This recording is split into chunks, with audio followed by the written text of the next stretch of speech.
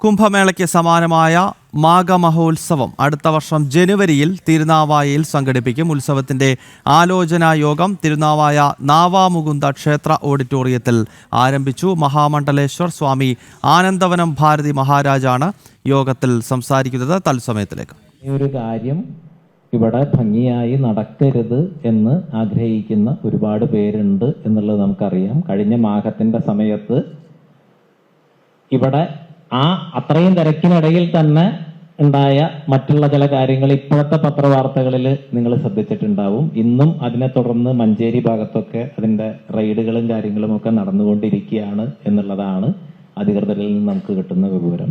അതുകൊണ്ട് നമ്മൾ തയ്യാറാകുന്നതിന് മുമ്പ് തന്നെ ഇത് ഭംഗിയായിട്ട് നടക്കരുത് എന്ന് ആഗ്രഹിക്കുന്ന ആളുകളൊക്കെ തയ്യാറായിട്ടിരിക്കുന്നുണ്ട്. അപ്പൊ നമ്മളൊരു ഉത്സവാന്തരീക്ഷം എന്നുള്ളതിലുപരിയായിട്ട് ഒരു ധർമ്മയുദ്ധത്തിന്റെ ഭൂമിയിൽ കൂടിയാണ് നമ്മൾ നിൽക്കുന്നത്.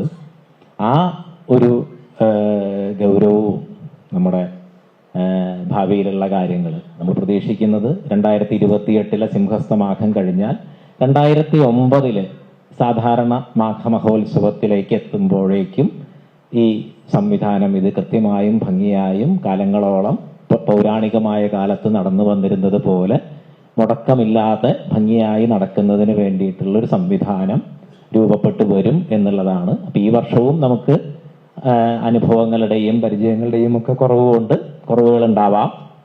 അടുത്ത വർഷം കൂടുതൽ വിപുലമായി വരുമ്പോൾ അതിനനുസരിച്ചിട്ടുള്ള പരിമിതികളും ഒക്കെ ഉണ്ടാകാം. പക്ഷെ ഒരു 29 കൂടിയിട്ട് 2-3 വർഷം കൊണ്ടാണ് ഇത്തരം വിപുലമായ ഒരു കാര്യത്തിന് വേണ്ടിയിട്ടുള്ള മുഴുവൻ സംവിധാനങ്ങളും ഏതാണ്ട് ഒന്ന് ക്രമീകരിക്കപ്പെട്ട് വരിക. അപ്പൊ അതിനുള്ള ഒരു ആദ്യത്തെ സ്റ്റെപ്പാണ് ഈ 2027 നടക്കുന്ന മാഘം.